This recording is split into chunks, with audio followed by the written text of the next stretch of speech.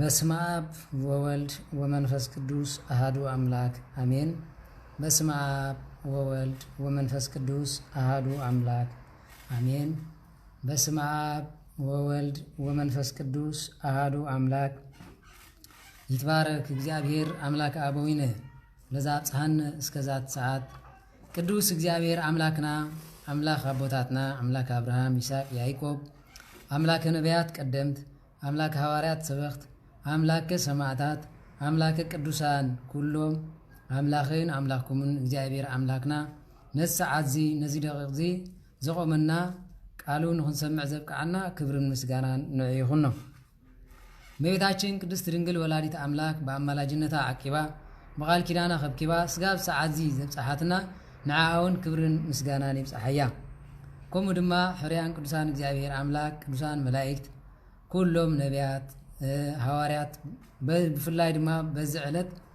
ክብሪ በዓሎም ተባዒሎም ዝውዕል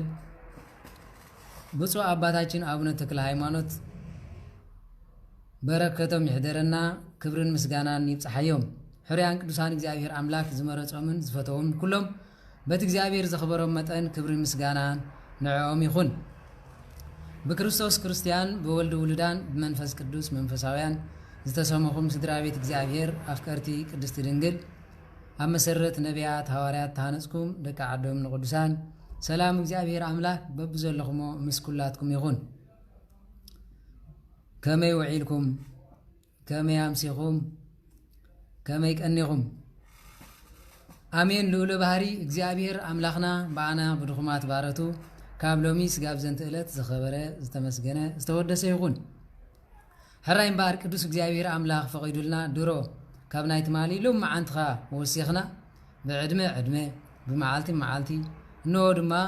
ብሰዓት ሰዓት እንዳወሰኸ ናብ ዘብፅሐና እሱ ስለ ዝኾነ ንዑ ብምምስጋን እንሆ ክምህረና ክግስፀና ድማ ገሊና ተዛረብቲ ገሊና ሰማዕቲ ስለ ዝኾንና ንዓይ ዝዛረብ አንደበት ንዓኹም ድማ ዝሰምዕ እዝነ ልቦና ይዓድለና። ሕራይ ብፍላይ ኣነ ሓንቲ ነገር ክብለኩም ዝደሊ ሓደራ ኣብዚ ከይትመላለሱ እንድሕር ዝኾነ ፀገም ሃልዩ ኮይኑ ወይ ዘይተረድአኩም ሃልዩ ፅሑፉ ተኸልዩኹም ርኢተኹም ምፅራፍ ግን ዋጋ ዘለዎ ስለ ዘይኮነ ናይ ዲያብሎስ እዩ ማለት ፀርፊ ናይ ዲያብሎስ ንዕኡ ገዲፍና እቲ ሕውነትና እንተ ዘቀራርበናን ነገር ገዲፍና እንዳ ኣኻዕበትናን ንዕኡ እንዳሓየልናን ክንከይድ ስለ ዝኾነ ተቐንዲ ዕላማ እንድሕር ዳ ተፃሪፍና ዳ ስለ መናፍስቲ ገይና ኣይተረድአናን ማለት እዩ። ስለዚ ብዙሕ ኣብዚ ኮመንት ክትፃረፉ ኣይረኣኹን ውሕዳት እዮም።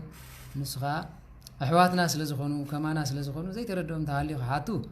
ግቡይ ክድውል ዝደለየ ድማ 24 ሰዓት ክቕበሎ ይኽእል እየ ማለት እዩ። ስለዚ ኣብዚ ዘለና ህይወት ግን ኩላትና ተዓሪና መንፈሳውያን ኮይና ንእግዚአብሔር ድሌት እምበር ንማንም ናይ ማንም ቲፎዞ ንምዃን ስለ ዘይኮነ ብመንፈሳዊ ዓይነት ኣምትዎ ብፈርሃ እግዚአብሔር መጀመርያ ነቲ ሰብ ክትፀርፎ ከለኻ ኣነ ኸመኔ ምባል ድሓር ንእግዚአብሔር ደሊና ኢና ኣብዚ ደሊ መፂና እምበር ስራሕ ኣለና ካልኦ ኣለና ንረኸቦም ኣሕዋት ኣለውና ግን ከማና ዝበሉ ዝጠፉ ፅቡቕ መሲልዎም ኣብ ዓዘቕቲ ዓጢያት ኣብ ምትርኽ ኣብ ምቅታል ኣብ ዘይተደለየ ህይወት ኣብ ሰዶማውነት ዝኣተው ኣሕዋትና ንምውፃእ እቲ ዕላማ ማለት እዩ። ስለዚ ፍቕሪ እግዚአብሔር ኣምላኽ ይሕደርኩም ኩላትና ድማ ይሕደረና። ኣብዚ ማንም ዝፍለ የለን። ሓደ ግዜ ኣቦታት ነቒፍካ ገለ ትብሉ ኢኹም ንሕና ኣቦታትና ከም መላእኽቲ ክኾኑልና ኢልና ኢና እምበር ልዕለይ ተኽብርዮም ይኽእል ኢለ ኣይኣምንን ማለት እዩ።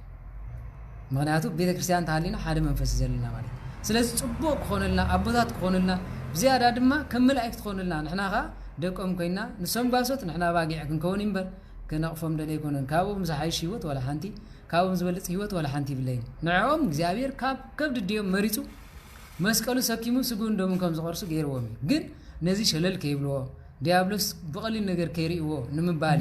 ኣብ ዓዘቕቲ ስለ ፀናሕና ድማ ካብኡ ሰንቢድና ስለ ዝወፃና እግዚአብሔር ማዕርኽ እንደዚ ቀረባ ከሎ ምሳና ዲና ርሒቕና ስለ ዝበልና ስለ ዝኾነ ሓደራኹም ምበኣስ ዘድሊ ይኮነን ኣብዚ ማለት እዩ። ድሕሪ ዘይደሊ ኮይኑ ኣገዝኡ ዘይዕርፍ ታገደሶ ብዝደው ዝብል ማለት እዩ። ስለዚ ከም ስለ ዝኾነ ኩላትና መንፈስ እግዚአብሔር ኣምላኽ ሓዲርና ክንከይድ ናይ እግዚአብሔር ሰናይ ፍቓድ ናይ እመቤታችን በረከት ረድኤት ሃይሊ መስቀሉን እንደው ድማ ናይ አቡነ ተክለ ሃይማኖት ረድኤት ምስ ኩላትኩምን ይኹን ክብል ይደሊ ማለት እዩ። ስለዚ ነዚ ስለ ዝኾነ ንኹሉ ነገር ተረዲእና ክንከይድ ቀሊል እዩ ማለት እዩ። ሕቶ እንድሕር ሃሊኩም ሕቶኹም ሻብት ፅሑፍ ላይ ሎም ዘይኮነ ፅባሕ ዝምለስ ማለት እዩ። እዚ ዘዳለዎ እግዚአብሔር ኣምላኽ ብኡ ክንዛረብ እምበር بخال سلزي كونه مالي السقاط حطو تحتها مجمريا منفساو خنكا تزي كوينو انا حدا غزي منافق كلونو بعلو بزعبا خال انت تزاريو كم منافقنت كيوصن تايلكا تزمالالسولن معتب زي بلو سب ندحرا بزعبا هايمانوت ززارب هالي انت اتي وين تا غبرلي مالي مانمون سمعي ركبن ولا ون كالي يبلن سلازي مجمريا حاتياتكا صريخا ناب እግዚአብሔር مقراب قداماي ناصنت يبال كالاي ناصنت دما انا ودي قنيري محواتي كوصيلكا كبارنت ديابلس نموصاكا تخالاي مالتي ازي قندو غينا خامس سغان نبسنيمبر مس سبات ايكونن مالتي سلازي كلكم كملسلكم يصقم زله يكونن حتىكم طرياو صحافو كال ነገር زيدلي مستمحواتكم مستمع بسمعوا باس ايدلني مالتي نزخ بلكم دلي حراينا بتمرتنا خناتو ابز حالفه تقوار منفس تحزتو ابدق سبات زلو بهاري كم زحادرم سبات كما مصحف قدوس اوصينا رينا نيرنا مالتي معرخ اندي تقوار مرغم كم زلو ندق سبات بجغرافياوي اتححزا ودما جغرافياو اغلالص اتتقيمو نصليم زبل سم تسيمو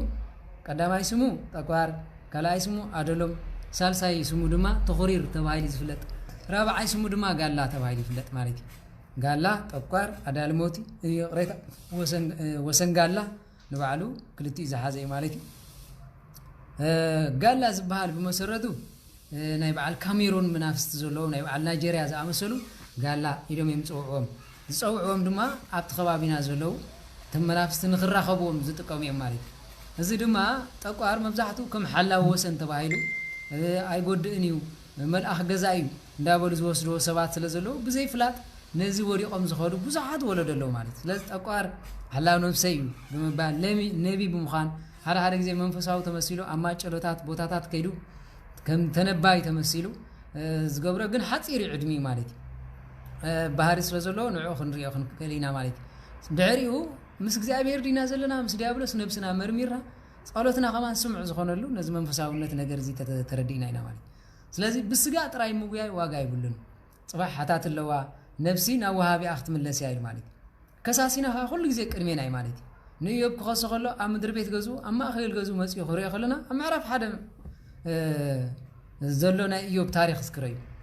ዲያብሎስ መጽዮ እግዚአብሔር ግን አበይ ነርካል ኩሉ ዓለም ምድሪ በጽሕያይ مخم إيه باريري إخارو كله خلو يوب دعمو كم إشخ كم تندينو ندي خابو الله حاسير كايو كم يجريلو نيوب سلمن تاي خم زيرو تحاسير زنبرتيلنا حدا فريها እግዚአብሔር كلا أيد ما يوب እግዚአብሔር كيبدل نلبسو طرح زي كونه ولا دقو كيبدلو عشر እንዳወደቀ በብስሞም እግዚአብሔር አምላክ كيبدلو بديلهم كيكونو ሰባት مخانو ማይተርፍኒ ዝብል አራያ ስለዝነበረ በዚ ከይተረፈ ንደቁ ከማን ዲያብሎስ ያአተው ሎም ግን ስድራና سلنا مبا يودق ديخونو سلنا سباي حازو ديخونو بونت بفلاي انا ابيت كنت زلو ابوتاتنا سلدقوم سلنسحا دقوم يلوم سباي يحزو ديخونو زحز تخوينم እግዚአብሔር ጸጋውም ይብዝحلو زحز تخوينم ግን ስለምንታይ ማለት ደቀይ ከመይ ይኸድለው አበይና ዓለም አለው አበይ አዘቅቱለው ይሎም ናቡ ይወፍሩ ደለው ተዘይ ወፊሮም ካይ ወፍሩ ማለት እዚ ኮ ባናስ ተጀመረ ይኮነን ስባይ ስለደቅኻ መሓዝ ስለዝሐመመ ስባይ ሒስካ ምሕረት ምልማን ዝነበረ ግን አነ ብዙ ኃይርን ዘሎ ከምዝ ማለት ኣብ ገዳማት ዘሎ ምናልባት ኣብዚ ግን ስጋው ዕብለላ ሓደ ንኻናቱን ጸገም ዝኾናይም ንሕና እንዲና ንስኻ እንታይ ካብቲ መንፈስ ማእሰርትና ንዑም ካ ምልቃሕ ጀሚርና ማለት ጎተትና ኃጢአትና ከያክል ንዑም እንተማሳሲልና አቦና እንዳበላ ንዑም እንታይ ኮይናይ ማለት ፈተና ኮይናይ ስለዚህ ማንም ሰብኮ ስለ መንበረ ፓትርያርክ ስለ ገለ خزارብ ኸሊ ግን መሊስና ኢና ዳነቶም ከም በዓል ተሐድሶ ዘአመሰሉ ጎስጊሶም ንኤርትራ بملؤ نمطفاء زغواي زنبرو نخالط منقد مخفاتين بر قندي مفتحيو صومن صلاتن مهللان انت زي كوينو اب فيسبوك موصا نعوم غاغ مخفاتي من ابي كمزلو بيناي نخال ريوم زاتو يم مالك اغاننت كوي تحدثو كو غاننت مالتي بنت مالت اغاننت مالتي كاثوليك مالت اغاننت مالتي مسلم مالت اغاننت مالتي ولا حنت كو يلن مالتي بزيك اورثودوكس ناب እግዚአብሔር አምላክ ከተወቱ ተخل ሃይማኖት حنت يلان مالتي نيمسل ይልካ አንሰጥ ንኻ አምንልካ ይልካ ምሳና እንደም ዓብይ ምሳና እንደም ከምዝ ገይሮም ዝባሃል አፍርድ ግን ፋላልይና ማለት ምንም እንኳን በግብርና ንፍራት ተኾና በሃይማኖት ርትዕቲልና ቅዱስ ጊዮርጊስ ተሰየፈላ ኦርቶዶክስያ ተክለ ሃይማኖት ሰበኸላ ኦርቶዶክስያ አርሴማ ዘሐለፈትላ ኦርቶዶክስያ ሊባኖስ መጋዝ ተዓጠቆላ ኦርቶዶክስያ ካቶሊክ አይኮነትን ማንም ሰብ ካቶሊክ ከምዚያ ሓሊፉ ሰማዕትነት ኮይኑ ዝብል አይሰማዕኩናን ወይ በሙስሊም ኮይኑ ከምዚ ኮይኑ ስለ ሃይማኖቱ ከምዚ ኢሉ ሓሊፉ እዚ ድማ ናቱ በረከት ናቱ ረድኤት ናቱ ማጨለት ይዝብለን ሰብ ተሃሊና ሓሳብ ይበለን ማለት ስለዚህ አምልኾ ጣዖት ይኻልኦት እምነታት ካብዚ ነገር እዚ ክንወፅእ ካብዚ ነገር እዚ ህይወት ከይወፃና ንሕና እውን ኦርቶዶክስ ኣለና እንዳበልና ከለና ኣነ ንዕኦም ይኸስሮም ኣለኹ ማለት ኣይኮነን ግን እምነት ርቱዕ ኣይኮነን ርቱዕ እንተዝኸውን ኣብ ሓንቲ እምነት ዘይንኸውን ማለት ስለዚህ ዲያብሎስን መንፈስ ቅዱስን ርክብ የብሉን ሰይጣንን መልአክን በሓንሳ አይነብሩን እዮም ማለት ስለዚህ እነዚህ ስለዝኾነ ሃይማኖትና ማንም መዋዳድርቲ የብሉን ምስዚ ክዋዳደር ኢልና ንዛረበውን ኣይኮነን ማለት ርትዕቲ ሃይማኖት ጸሎት ሃይማኖት ከተንብቡ እንዲና ኩሉ ግዜ ንብለ نأمن بهات قدست بيت كريستيان انت لا إله كل جباء زهوارات بكل جباء بهوارات زت صنعت في قدست بيت كريستيان بحنت امنت نأمن ونأمن بهات تمكت لسريت هاتيات ونسيفوت نساء موتان بحنت تمكت كل هاتيات تستسرين نأمن أبت زمت تسفى نجبر أبت زمت تنساء دما تسفى نجبر إلا بسلسة ميتين عصر شمنتن لك أو انت رتي عز غرت يا مالك تحدثت زدخمه قوس الله زبال امنت ابزي غزيزي نيا غانت فصم امنت مسكل حيزوم زاتو مودما ابوتاتنا بشلل شلل سلازي هابومي سلازي تمرت سنبتات كون ريان كلنا مولو نعم سلطان الحريب كاي ما يكونني ابو زي بيقولوا ايكونني مالك ننو بعلم يواقع له ثم ابوتات ግን ሙሉ ነታ ሃይማኖት ስለዚህ ሕዝቦ ዘለው ስለ ሸለል ዝብለው ዘለው ንሕና ናም ፍጋ ናም ዋላ በሓንት እምነት ከለና ናም ብትታን በጽሕና ማለት እዚ ሴራና ዲያብሎስ ቀንዲ በዓቢ በትሊቀና ጳጳሳት ስለዚህ ፈተነው አባና መጽይጋ ቲፎዞ ናይ ምግባር ባህር ገይርልና ሓንት ዘይሕልቁ ነታ ሃይማኖት ዘይፈልጡ አሰባት ምንም አታዓባቢም ክትሪም ከለኻኳ አብ ገዳማት አጽም ቅዱሳን እንዳረገጹ በቅዱሳን ተረጊሞም ዝኸዱ ሰባት ሰባኽተ ተመሲሎም ኣብ ሚዲያ ከምዚ ክብሉ ከለው አገልገልት ጋንንት ምኻኖም ገና ይተረደእና ገና ግን ዲያብሎስ ሰረት አለው ካበይ በቆይሉ ከመይሉ መጽይ እንድሕሪኻ ቀሊል አይኮነን ማለት ስለዚህ ነዛ ርትዕትን ጽንዕትን ዝኾነት ሃይማኖትና ቀኒዕና ንኸደላ ካባጋንንት ንወጸላ ጾምን ጸሎትን እንበር ንስኻ ደጋፊ ንስኻ ተቃዋሚ ኢልካ ናይ እግዚአብሔር ምዃና ተሪፋ ስጋ ወልድ እግዚአብሔር ኮይኑ ተሪፉ ግን ስሙ ሓሊፉና ካልእ ምኻዱ ነዚ ማለት ኤርትራን ኢትዮጵያን ኢልካውን ዘፍሊ ኮይኑ ነበረን ግብጽ ኢልካ ዘፍሊ ይኮነን ርትዕቲ ሃይማኖት ተባሂለን ብኹለ አሃት ቤተ ክርስቲያን ተባሂለን ጽዋዓን ግን ተሓደ ናይ ተሓደ ሎሚ ኮ خሪ ኢሉ ጋን ናቱ ታቦት ሒዙ ንኢትዮጵያ ጥዕመት ኮይኑ ኢትዮጵያ ኸይድ ንግብጽ ጥዕመት ኮይኑ ንግብጽ ኸይድ ስለምንታይ ኣብዘ ዝኸረኻ እንድሕር ትኸይድ ኮይንካ እቲ ሃይማኖቱ ናይ ጸንዕና አበይ ዳ ኣሎ ሰማዕትነት ማለት አበይ ለሰማዕትነት አበይ ሪኡምና ስለዚህ ወቅስካዮም አይትቦልኒ አነ ኮ ወቅስ ዝኻልኩ ኣብ ዓዘቕቲ ሓጢያት ስለዝነበርኩ ከምዚ ገይሩ መስሒቕ ዘውፀን መድሃኒ ዓለም ብኡኽን ከይድ ስለዝደል እምበር ማንም ብቑዕ ኮይነ ይኮንኩን ማለት ስለዚህ كلهم بمنفس قدس رؤيوه تردؤوه مالي دحر جاي هالها قصصني طرفني معادوني مالي لخلو نجر كات جمر كونا كل عزقت خيات خاص ولتكم ذكرون مالي كابزن لا على هيمانوت هالودي سلازي كبرات حوات اسكناي تقوار منفس من مهر تقوار كباب شو عتم عالتي وسدي من التمرت مالي انا غاتا زلات النبزيا من البات ننوع زي كل خيله ننوع بروجرام ايكونن ግን ስለምንታይ አዋታይ አንዝ ፈልጥ ኳ ፈሊጦም ካብ ዓዘቅተ ሓጢያት ዘይወጽ ኢለ ኤዳ ኣብ ዝወጽ እምበር ንኻል አይኮነን ማለት ኣብ ዝወጽ ደስውና ይብለን መሰረት ግን ሓደ ትእዛዝ አምላኽ ካላይካ ዝፈልጥኮ ንምንታይ ኣብ ዓዘቅተ ያቱ ዝብል ማለት ስለዚህ ኩላትና በመንፈስ ቅዱስ መልአት በፍርሃት እግዚአብሔር እንተሪናዮ ጌጋን ሐቅን ክንፈልዮ ንኸሊና ተዘይ ኮይኑ ምንም ተአምር በዘይካ ጎሳነት በዘይካ ዓሌትነት በዘይካ ካለ ናካል ዝወስደና የለን ዲያብሎስ መጻወት ገይሩና እዩ ስለዚህ ስደትና ኳ በዲያብሎስ መኻኑ ኮይኑ ፈልጠን ማለት ጥራይ ብስጋ ስለና ሐሰብ ፖለቲካ ይንብላለና ዲያብሎስ ኢዳይ ነበረን ጊደይ ነበረን ምዕራባዊ ዲያብሎስ ናይ ሎሚ ትሪእዎ ዘለኹም ጤል ዝመስል እግሩ ተማሳቂሉ ካብኡ ተላይኹ በዓቃብ ሰላም ገይሩ ዝገብሮ ሴራ ኳን ዓና ክንዚ ዓዘቅት መኻኑ ኮይ ተረደእናን ማለት አደ ካብ ዝኸፍ ባርነት ኳ ሓሊፍና ኢና ካብ ዝኸፍ መግዛእት ኳ ሓሊፍ ግን ነቶም ኮሙዝ ገበሩ ቦታት ፊት ንፊት ከይኑ ዋጋውም ኳ በዲያብሎስ ሽፋን ከም ዝኸዱ አይተረደና ገና ንሶም ከይመጽ ኣብዝ ከለና ኳ ዘረኻኽብ መንፈስ አለው ነዚ ግን እግዚአብሔር ሸየሞ እግዚአብሔር ስጋብ ዘውረዶ ብጾምን ጸሎትን ተዘይ ኮይኑ በፍጽም ክንሰዕሮ ንኸል የለን ንኹሉ ነገር ብጾምን ጸሎትን ተገርና ያግን ምንም አቅም ዘለው የለን ማለት ግን ቢያሪኮ በምንታይ ይፈሪሱ ያሪካውያን ኳ ሐያላት እዮም ንዓዶም ከይተረፈ ሓጢሮም መንይሮም ግን بمهللا እግዚኦ መሐረነ ክርስቶስ እንዳበሉ አመወዳታ እግዚአብሔር ይመስገን ይሎም ሱባ ዘተሰባህ ምስበሉ ዓረም ይሉ ብዕልልታ ፈረሰይሉ ማለት አቤዳ አለ ጾምን ጸሎት ሓንት መዓልታ አቦታት አብጎለወታ መጽዮም ንመእመናን ጸሎት ዝገበሩላ መዓልታ አለን አይ ሐሳበል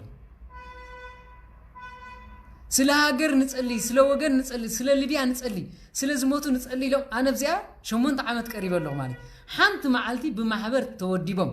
ካህናት ተአኪቦም ጸሎት ገይሮም አይፈልጥኒ ብተአምር ገይሮም አይፈልጥን ማለት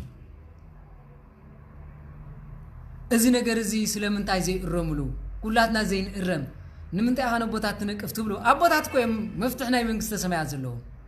ነዚ ንምምጻዳ አንበር አነ ኻል ዕላማ ይብለኝ ንማንም ሰሙን ከጋጊደልን ጓዳ እግዚአብሔር አምላክ በኃጢአቴ እንበር በኃጢአቴ ብናቴ ክፍረድ ዝደልንበር ብናትኩም ብናቴ ትፈውዘ ኮይንኩም ክታአቱና አይደልኒ ማንም ሰብ ናይ ከንእደኑና አይደልን ማለት ሐቅ እንተ ኮይኑ ኣብ ልብኩም ሓዝቦ ኩላትና ካን እንነስሐሉ بزي كان الصحاب زي كابخيات لو من رئو زلنا غوربيتنا زل بخيات على عدنا خمس ورد منم زطاراتر ነገር ይብልን ማለት ታይዳ ስለዚህ ገዳማትና በሪሱ አቦታትና ገጠራት ቤተክርስቲያናት ተዓጽዩ እዚ ሁሉ ሲ መርገምና ይተታወት ካይ በጽሕና እንደትብሉ መስለኩም ንዲያብሎስ አይተገዛና ኣብ ሊቢያ ዘሎ ሕዋትና ልዕሊ ዝኾነ ነገር ኩላትና ክንጽልይ ለምግባ ካብቲ ዘለዎ ዓዘቕት ተወጹ ግን ንሰም ኮጽ እንተ ኮይኖም ኣብዚ ደወልናሉ ግን ካብቲ ዘለዎ ዓዘቕት ካብቲ ዘለዎ ክፉእ ነገር ኣብ ስደት ይኹም ኣከርተት ይኹም ዘለኹም ጸሙ ጸልዩ ግደፉ ክባሃል ይግባእ እምበር ብዙም ተዓዚቆም ይብለኩም ኣለኹ ብግብረ ሰዶማ መይቶም እዮም ንኹሎም እኳ ተዘይኮነ ዝበዝሑ ማለት ዓገብ ሰብ ደው ኣብ ሓዊ ኮይኒ ድንስ እዩ سبدو أمد ربدا خوينو كفو نجاري جبري قدفو أيواتكم أنت زيلكم جن زخول عنكلين ناتنا حتى أتكي أخلوكم ناتكم كأخي وسخ من بالي زأكل مالي سلازي أحواتي يا أكل زبال دا حتى أتيمبر ود سبني سجاو نجار دعابيك أخلو يا أكل الكازو دا يكونن يا أخلنا أنا نسخمن أجزاء بير كرماجة حيالا قالوا برتعيو ما نمسى بنساعات زيت ماليسو أجزاء بير نهردا قالوا تزاريبو أفن تسريدو ملاسي ولن أحواتي أي مسلكم تنسحوا ببحاتنا ننسح ننبسنا نكبر እግዚአብሔር ከመጽ ሆሎ ናይመን ትፈዞ ነይርካ ናይ መንግስት ዲኻ ናይ ካል ዲኻ ይብለካኒ በወገነት ተታሐዘ ያሱ ሓደ ዘመን ንያሪኮ ኸውሩ ሰው እግዚአብሔር ተስፋ ይቦ ሆሎ ንቁርብ ዝንግዕ በመባል ንቅዱስ ሚካኤል ትንቢተ ኢያሱ ምዕራፍ 6 ሸንብቦ ከይድ ምስበለ ሙሉሉ እንጎሉ እንገዲፉ بدك بيني من بتم عصرت نجدن زنبرو بورة لبو سلسة هواسة نمنت تفاتات ينو ملأخ جابير أملاخ جن أكد ميخاي وتمس مسيا زنبرة ملأخ كدوس ميكائيل مرعو مدرة تسفاخت وكائل وخلو قرب زنقع إلو مالي شعوز إلون نسمايك ولحي أبقر 105 تبلو وتهدر سيفو زحازة مليحو تقتل الريوة نسخة 5 من وقنيخا تملكت بوغن زتوقع ولدو من مربحا يبولون من مربح يبلون نسخابي زباخا نسخابي عد خانس كوم يلن دوب يبلون هايمانوت ياسو جن تايلو خمن وجني خسخب كمن وجني خايلو جابير جن نتسر دم الأخ كزار بخل خمزيلو كابياري كوري خاوس كابانا وجنون كابتين كمان كفلي لزيك الدرجة بورة تناوي تنير مالي ياري كويان حيالات يوم كن سعره ما ينخلد نجد بيني عن ورنياتات يوم نيرو ميلت ما دريلو ورنياتات سلز نبر بتورن عنا ويصم مالت منفس እግዚአብሔር مسؤول له ግን ደቅ ሰባት ከአበዝ ኮይንም ሽኽሽኹም አጳሳት ኮ ዘዋጋና የምንሕናይና ምሳና ዘለው መናፍስት እኩያት ስለዝኾኑ አቦ በበወልቅ ይደውለሎም ንሰም ግን ቴሌፎንም ዓጽዮም ጸሎቶም ተዝገብሩ ናቶም መስቀል ሓያልያ ናቶም መስቀል ራዕራዓ ተብል ማለት አቤሞ ናትና خصبعو ናቲን በመንፈስ ቅዱስ ከይምርሑ ሃውጽናዮም ምሳና ዘለው መናፍስቲ ምሳና ዘለው ኹፋት መናፍስቲ አያጽድቁ አያቀርቡ አብስተላቢ መጽያነ ጉድ ይሪ ማለት አቤተ ክርስቲያን ሰብ ከም ዝገብር ይዝብለሉ ግዜ በጽሐ ማለት አታ ኃጢአተኛ ዓለም ዘሎ ምስ ኃጢአት እንዳ ተቋማት ማስኮ ጽኸውን ኢልካ ከይተሐስብስ ኣብቱሽት ቤተ ክርስቲያን ካ ዳግም ይግበር ኮይ أبونا كم زبالة خمس غين دحان كوريا أنا كوز زراعه يزارب زلهم بركاري يكونن تليفونهم عصوا بيلوم تمام صلاتهم تزجبروا منفس قدس كم كاميرا أي مرة أي من تبلو كم زي ديم نيرم أبوتاتنا بمرج أدو أبو نسخن باباس كونوا ناسخن كم زخون نادي بالي أبي له منفس قدس أبي له ملأت እግዚአብሔር أملاك أتم صبات نمنفساونت كو بفرات እግዚአብሔር أملاك تزي كوينو بمقبوع أيكونني أنا ما نمس فرحو كيب لي إذا بدحري زلق سقوم من ملأ أملاك كل جزء مساي كم خليل أبرسي من نزت أرى نجري باللي كزارب كل خاء بحاجوسن بدستا بملأت نمبر صباحنا عايز قبر اللي نجر أكد معنا كوف سلزبل اللي كبر المسجان عن نعيو خلنا مالي حواتي كابز عزق تخطوط ندهر كوينكم نسحة يزيد اللي بخيات يزيد اللي نهاجرنا خابز عزقت إرتراو كويب كله بهاجر فنفن كوين زخيد زلو إثيوبيا كويب كله ننبع الجمز فاسس زلو نبيهم دليهم نعبانا بجزائر تملسوا ناب እግዚአብሔር ተመለሱ ማለት ንቀፌት አለው ወዲ አንዴ ስለዚህ አነ ኮን መናፍስ ጾቅጦቶምን ውደቶምን ወድ ሰብ መሲልኩም ምሉ ማዓልት ጻረፎ ዘለኹም ርኹስ መንፈስ ዘሓድሮ መልሓሲ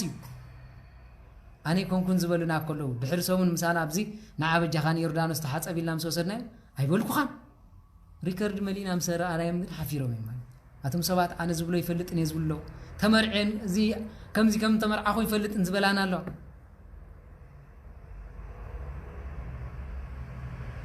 እግዚአብሔር ናምኑ ብሪም ለሰና ተጣዓስል ቦና ያበና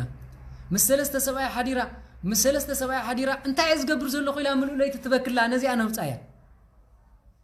ሰብአይ ኩንሱም ሰብአይ ደቂሱ ዝበክል እንታይ ዝገብር ዘሎ እግዚአብሔር ዓቅሊ ጽይብኒ አበድ ለየለይ ዝብላሉ ሕዋት ንኹኖም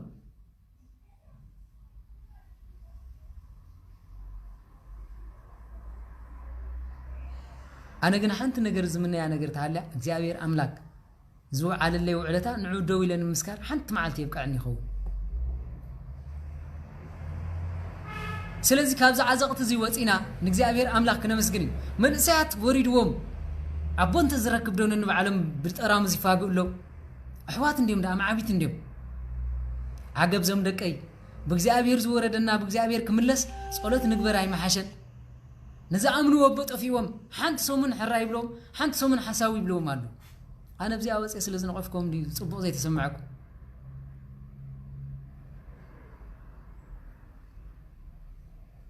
بيت كريستيان ده حق قدم الله تاوت እግዚአብሔርኩም ማንም ዝናው ጻይለ ስለዚህ ናይ ተቋርን ክፋአቱን መተረደው ማዕረኽ እንደይ ርኹሳት መናፍስቲ ከመፍራስ የጋልቡና ከም ዘለው ረኸ መፍላስ የጋልቡና ጥራህ አይኮኑን አወንበረም ኮፍ ይለው ከም በፎሜት ከም በዓሪሃና زموت أكرم سبنا جبرنا خلو بعلوك سرحنا أب قدمنا عند جبرنا يخلنا حتى هذا يكون زي نورمال ندي فهرايخا ده تبعنا مسألة تجان أنت زخنا لمعتي أكل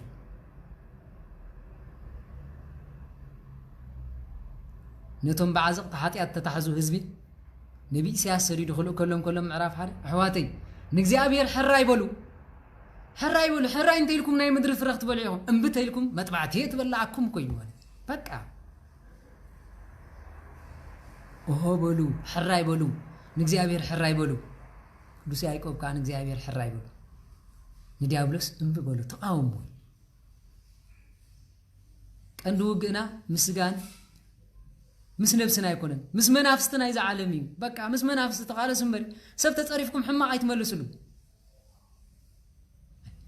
امسا يخفا اناتو مصحف طبب سولومون ግን እንታይ ይሉ መስሉ حماق تزارب حماق تزارب كاسب سلزلو كاب أفوز وصنا عها خي مكاسي حماق كاب لبغا بتناتو زنغا سمعكاي كاب لبغا خوص تدلي أفكع بسي بك أفكع حد كيوص كأفكان توصيسي نعخاون فوق الزارب كاي نزي كوي نقلع قدف أفكع حزن بلوكو كأفوز وصنا جر مليس حرقنا خي نقطة لكوي حواتي أف بزحات الزارب ملحاس سن زي بالله خلا بزحات بدلع نعم ملحاسنا زحازة صرينا كمتي يوهانس أفورك زبلو لسان ناسي نسنا يزفتر عن مسجانا باخن رقم باخم زكن بلسي نعم سنا يدس دري بلا مسلر كمل أي أختنا مسجلون يزفتر النايلو بترقامي صحفلو نزي مالي بقى بمسباق طراي سباي نبرني بأملو خويز نبر بسجدات بصوم بصولت يزنبر قال يلن أبوتاتنا بصومن بصولتن بسجدان نبر بفكرة أنا إيرتراوي أنا تجرواي أنا خمسين دبل أين برون لما نجن قدامات تخيلكم أبزغلكم مسخا إيرتراوي تخون كايت مثلا مسخا تجرواي تخون كخمس مسخاتهم حراي تخون كا أقدامات مالي أين إجزاء كقول كل زي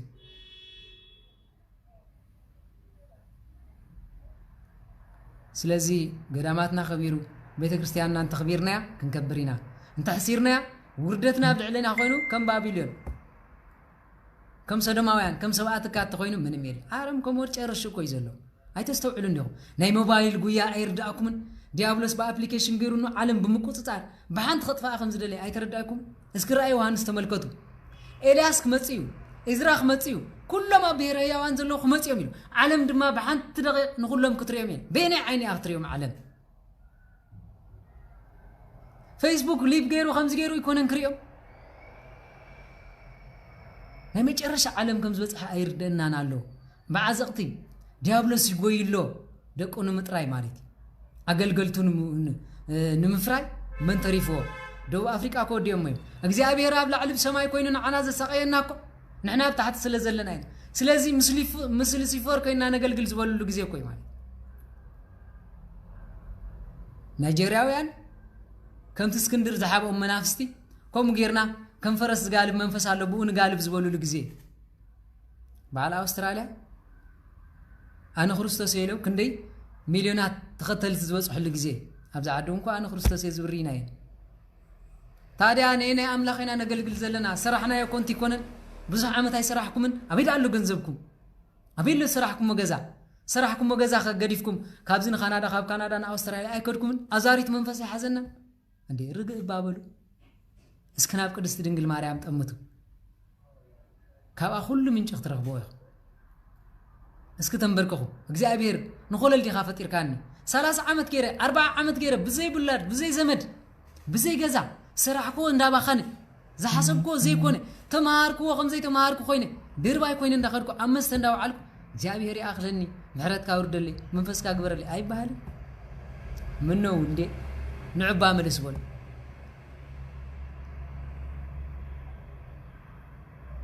بلو تخاطاتولو قدي يبلو እንኳን እዚህ ናይ ዝምት ክርእ ኳሰብ ይውዕላሉ ናይ ቻይና ሰሓ ክርእ ኳ ምኑ ማለት ፌስቡክ ከም ዘገብር ይውዕላሉ እንኳን ቃል አምላኽ ይትረፍ ማለት አነ ንስኹም እንዳተዋቀስና ንዓሪ ብሰናይ ወቀሳ ብጾምን ጸሎትን እንተዘይ ኮይና አይዋጣና ኪድ አታመን ሰይ ከም ድላይካ አንድር ከም ድላይካ ዝለል ሞዳታ ግን ፍርድ እግዚአብሔር ከም ዘለካ ፍለጥኩ ፍርድ ለናኮ تمال قدس ميكائيل كم زي بلنا لومي ماني ميكائيل أبي خمال ري خايزولو عبيات ناتهم 10 معالتي نسمع زربا نعنا ون هايمانتنا فكيسنا خيدي سلازي كلاتنا نملس كبرات حوات واقا يبولون كندي معالتينا خن التاريخ كندي معالتينا خن قتل نعبان حبر اتحبرتكو بمنفس قدس يمص مالتي بسغاوي يمصني مستم زي مسلونا بسغا سلازخونه بتازرخبنا ነገር ተማሳጊና ከንከይድ ንጉሪ ፍርድን እግዚአብሔር ንውደፎ ማለት ሙስሊም ዓቢናይና በሃይማኖትና ከንዚያ ተንኪፎም ናይፈልጥ احنا ወላይ ተንኪፎም በቤተ ክርስቲያንና አለና በሐሳ ሐሪና ግን ዝበላዕና ነገር የለን አባና ኢዳ ውትድርና ጸይቅ ወንበር ለናትና አለዋና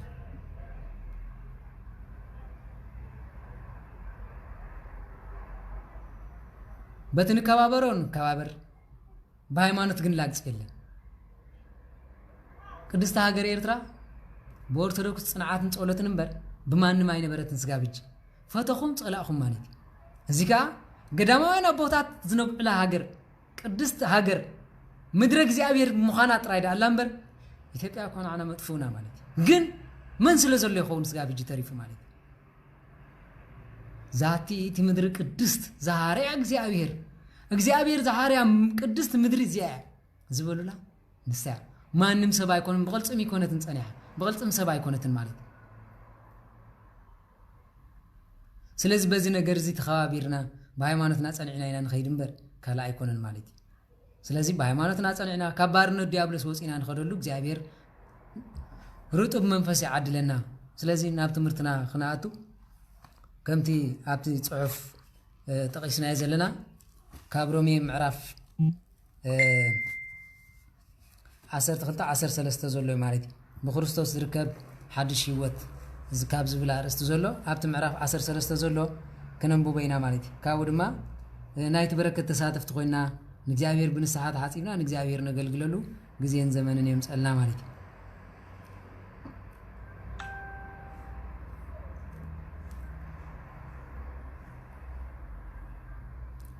هراي أبرومي معرف 12 قطر 13 برهان عالم قدوس باولوس بخريستوس زركب حدش هيوت كاب زبل بزعبا فقر السوبخو قالي مالتي فقري بزيق بزنات خون نخفات فنفنوا نسنايكا حزوا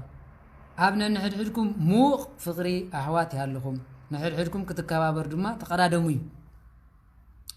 ابا اغلغلتكم ايتتاكيو بمنفس تقاصلكم كنو نغزيابير اغلغلو بتسفات حقسو بصبا تعقسو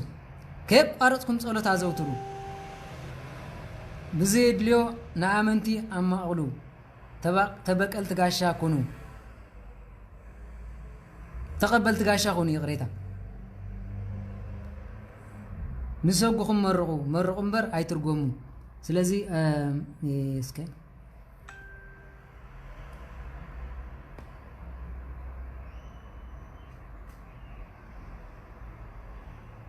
يغريت عب رومي 10 كان بيبصاني 10 تخلت زبلي قلابي تصحيفه لكم مسلنا وخمان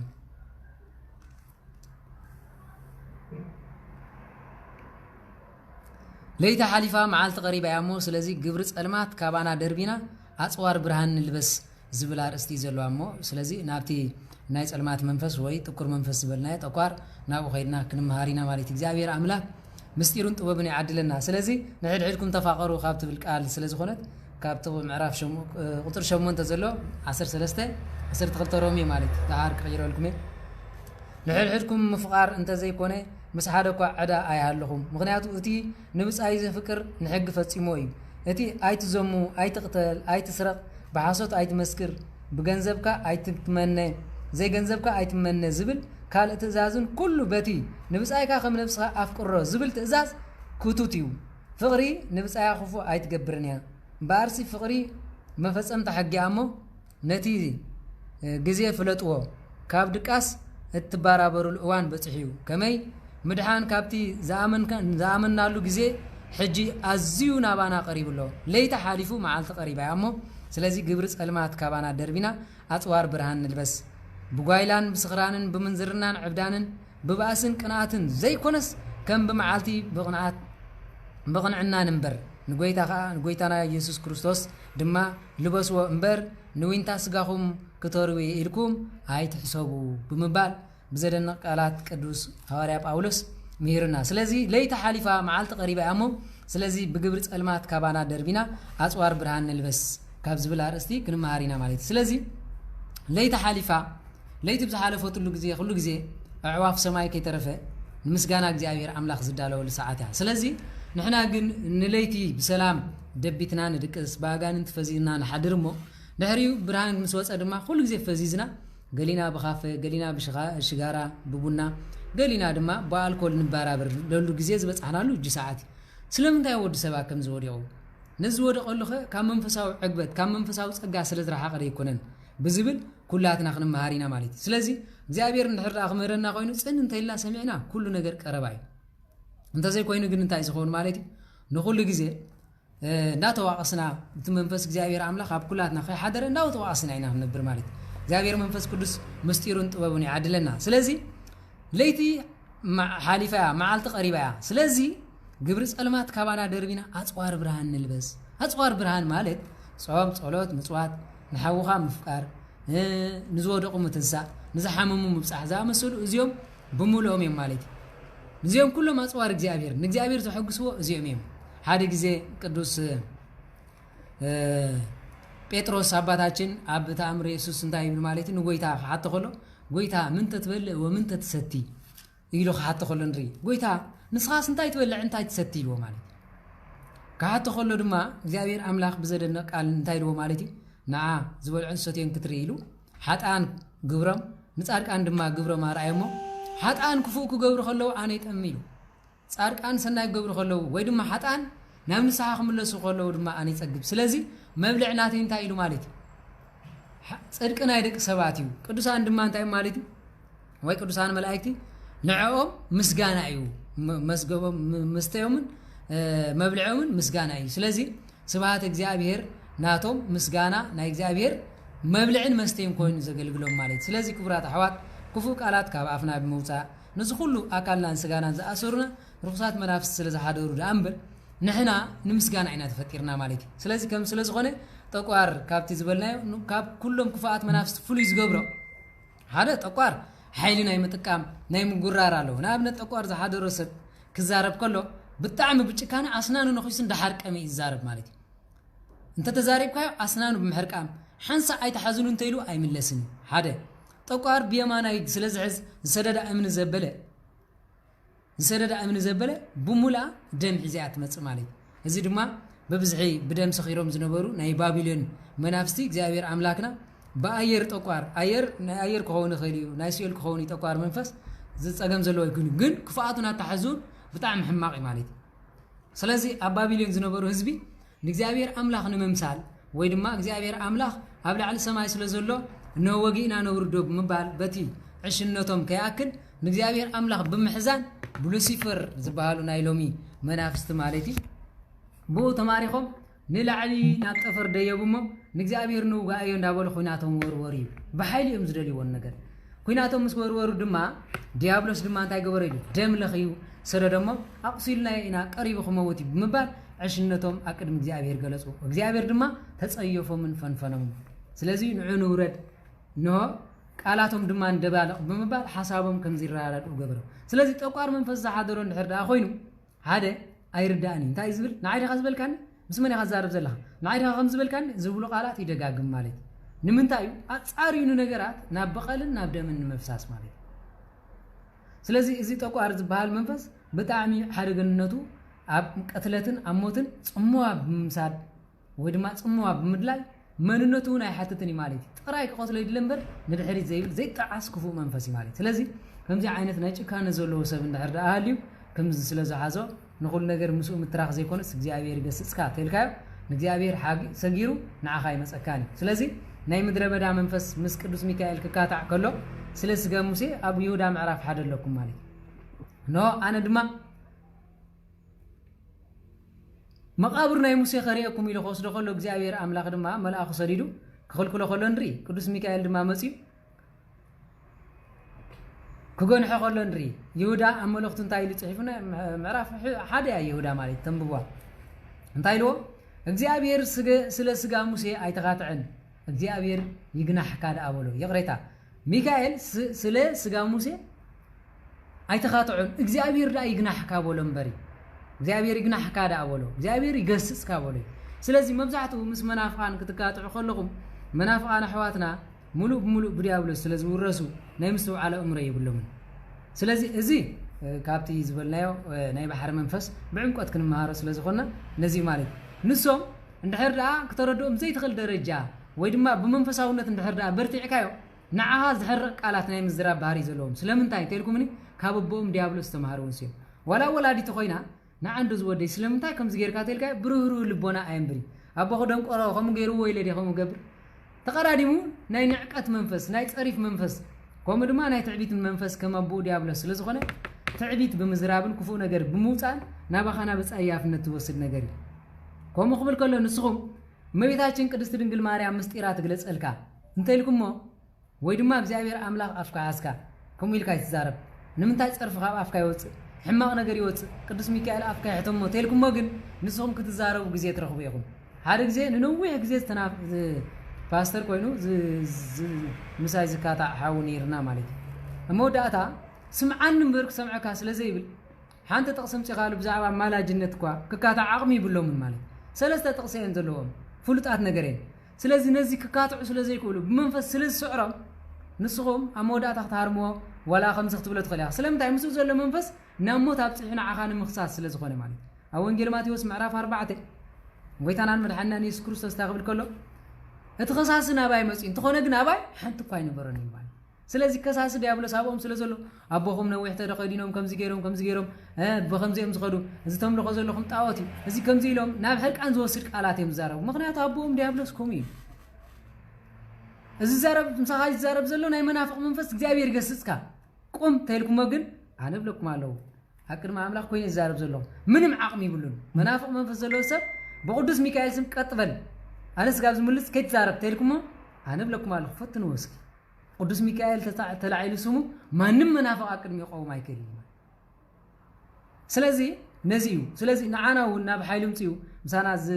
ንነውሕ ግዜ ዝቃወምና ዝነበሩ መናፍስቲ ክሽዑ ተጠቂሞም ንዓና ከይዕወትልና ክፉ ነገር ካብ አፍኩም አይውፃ ስለዚህ ነት ብርሃን ለይተ ሓሊፉ ብርሃን ተቀልቂሉ ነት ጸልማት ዝነበረ ህይወትና ቀንጢትና ብርሃን ነብሰሉ ብትዕግስቲ ማለት ስለዚህ ናይ ተቋር መንፈስ ዘሎ ኣብ ቤተሰብ እንድሕሪናዮ ብዘይ ገድስ ካብ ሓደ ካብ ገዛ ክኸውን ኸሊ ኣብ ሓደ ገዛ እንድሕራ ሙሉ ተቆጻጺርዎ አቡና አዱና ናይ ምኽባር ባህሪ ይብሉ ንስኽዳ ከምዚ ናይ ምዝምጣል ባህር ለው ሕልፍ ሓሊፉ ነቡ ነዲ ናይ ምህራም